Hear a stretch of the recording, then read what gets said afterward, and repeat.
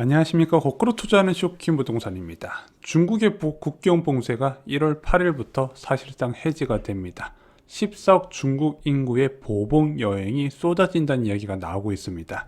급변하는 중국의 방역 정책과 2023년 중국 경제 정책의 중요성, 마지막으로 이번에 중국의 본격적인 리오프닝이 부동산 시장에 미치는 영향까지 총정리를 드리겠습니다. 영상 시청 전에 구독으로 인생을 바꾸시기 바랍니다.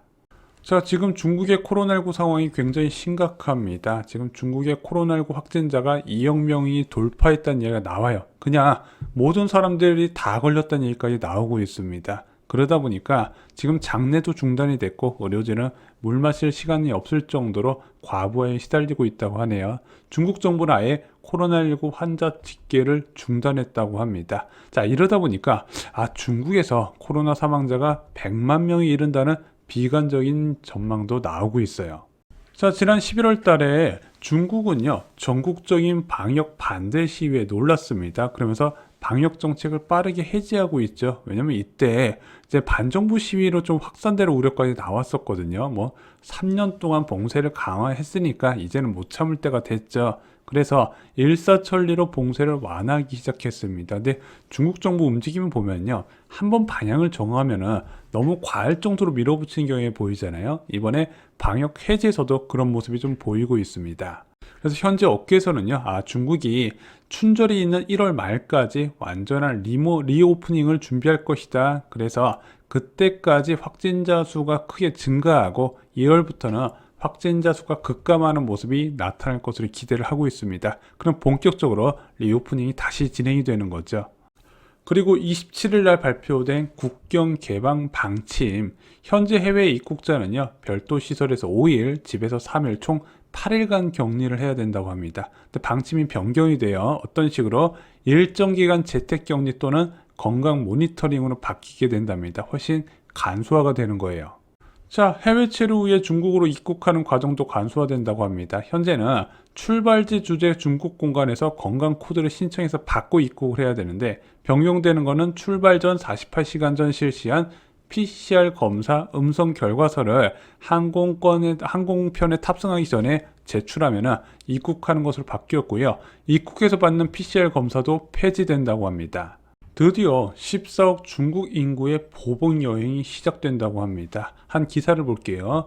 중국 여행 플랫폼인 취나닷컴에 따르면 방역당국이 국경 개방 방침을 발표한 지 15분 만에 국제선 항공권 검색이 7배 늘었다고 합니다. 특히 한국, 태국, 일본 등이 검색 상위에 올랐다고 합니다. 그래서 항공사들이 잇따라 증편에 나선다고 하네요. 비상이 걸린 주변 국가들이에요. 일단 일본은 중국발 여객기를 안 받는다는 얘기가 나오고 있고요. 대만도요, 중국발 입국자에 대해서 PCR 검사를 의무화시킨다고 합니다. 인도도 비슷하고요. 대한민국도 아마 영상이 올라가는 오늘 중국발 입국 방역 정책을 발표할 것으로 보여집니다. 근데 주변 국가에서 이렇게 움직일 수밖에 없어요. 대한민국이 올해 11월 달에 해외 유입 확진자 수가 1,750명이 있었는데, 이 중 중국 입국자는 19명, 1.1%밖에 안 됐대요. 근데 12월 달에 해외 유입 확진자 1,777명을 조사해 봤더니 중국 입국자 비율이 14.2%로 13배 가까이 뛰었다는 거죠. 자, 정부는 경계하고 있지만 관련 업계는 기대가 큽니다. 특히 면세점 업계하고 화장품 업계에서는 리오프닝에 대해서 굉장히 큰 기대를 하고 있고, 이게 주가에도 많이 반영됐습니다. 호텔 신라 주가 11월 이후에 많이 올라갔고요. 아모레 퍼시픽 주가도 비슷한 흐름을 보이고 있습니다. 최근에 유통업계가 굉장히 힘들거든요. 롯데 면세점도 희망퇴직을 실시를 한다고 하고, 전체적인 유통업계가 지금 내수시장 침체의 직격탄을 받고 있는데, 이것으로 약간 활로를 찾을 수 있지 않을까 업계가 좀 기대를 하는 것 같습니다. 자, 지난 6년 동안 사라진 풍경 기억나시나요? 명동 거리를 중국인들이 점령했다, 면세점이 중국인들이 와서 싹쓸이해 갔다, 이런 이야기 예전에 많이 들렸었죠. 자, 그런데 이게 언제 없어졌다? 2016년 사드 보복 이후에 없어지게 됩니다. 그리고 나서 이 사드 보복 이후에 단체 관광객 유입이 안 되면서 한국 관광업계가 21조 원 규모의 수입이 감소했다는 보고서도 나왔죠. 자, 이제 관건은 중국 정부가 과연 사드 보복의 일환으로 진행됐었던 단체 관광을 차단시킨 것을 허용할 것인가, 여기에 포커스가 맞춰지는 것 같습니다. 자, 그리고 리오프닝에 맞춰서 본격적인 경기 부양을 할 것이라는 전망이 나오고 있습니다. 현재 중국 경제 굉장히 침체가 됐거든요. 통계로 보이는 것보다 훨씬 심각하다는 이야기가 많이 나오고 있어요. 실업률 이런 걸 보면은. 그래서 중국 정부는요, 최근에 중앙경제공작회의에서 차이나 이즈 100 중국 경제에 대한 본격적인 부양 의지를 밝혔습니다. 그래서 세 가지 원동력, 소비, 제조업 투자, 인프라 투자를 강조했어요. 그래서 이것을 뒷받침하기 위한 완화적 통화 정책도 확대시킬 거라는 전망이 나오고 있습니다. 자, 그리고 2021년 구조개혁에 들어갔던 빅테크 기업과 부동산 기업도 부양으로 전환시킬 것으로 보여집니다. 이때 대단했죠. 빅테크 기업에다가 사교육 업체, 부동산 업계까지 세 가지 업계로 해서 강한 규제를 가했었는데, 이제는 부동산 부양책을 꺼내 들고 있고요. 빅테크 때리기도 이제 멈추는 모습이 보이는 것 같습니다. 최근에 홍콩 증시가 이것 덕분에 많이 상승했죠. 자, 중국의 태세 전환이 부동산 시장에 주는 영향 세 가지가 있습니다. 첫 번째는 금리예요. 최근 10년물 국채 수익률이 3.8%까지 올라갔습니다. 3.4%까지 낮았었는데 바로 3.8, 지금 한때 4%까지 위험하는 거 아니냐, 이런 이야기가 나오고 있죠. 뭐 여러 가지 원인이 있어요. 일단 연준이 계속 강력한 통화 긴축 의지를 보여주고 있고, 경제 지표도 좀 애매해요. 침체인 듯 침체가 아닌 듯한 혼조세가 계속 나타나다 보니까, 야, 이거 금리가 계속 올라갈 것 같은데, 이런 두려움이 다시 채권 금리에 반영이 되고 있습니다. 특히 일본이 YCC를 수정을 하면서 수요가 좀 줄어들었다는 얘기도 나오고 있고요. 중국도 영향을 미치고 있습니다.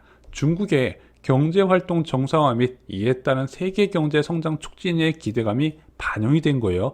야, 이게 금리하고 무슨 상관이 있냐? 견고한 성장에 고금리의 장기화 가능성을 국채금리에서 반영을 하고 있다는 거죠.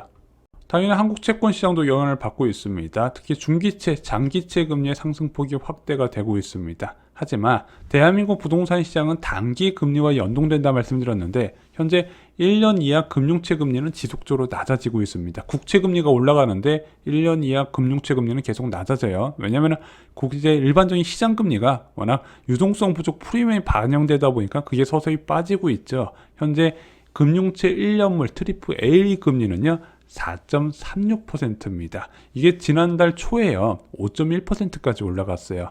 예금 금리도 아마 계속해서 낮아질 것으로 보여집니다.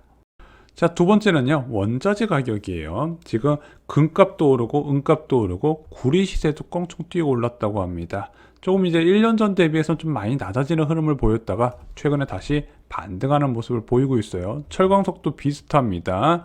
중국의 리오프닝 하면서 다시 경제 활동을 재개하면 많은 원자재를 필요로 할 것이다. 그것이 반영이 된 거죠, 원자재 가격에. 당연히 국제유가도 여기에 포함이 됐습니다. 그래서 70달러까지 추락했었던 WTI가 현재 80불까지 한때 위협했던 거는요, 중국의 격리 해제 부분이 큰 영향을 받은 것으로 보여집니다. 이런 식으로 원자재 가격이 올라가게 되면 공급 측 인플레이션 압력을 확대시킬 수 있는 변수거든요. 그래서 중국의 부양책 규모와 중국 경제 회복 속도에 이 원자재 방향이 결정될 것으로 보여집니다. 아직까지는 의견이 분분해요. 자, 중국 경제 회복이 본격적인 원자재 가격 상승 사이클로 이끌 것이다. 아니다. 지금 중국 경제가 그 정도 상승 사이클을 못 이끌 것이다. 이런 의견도 있다는 거죠.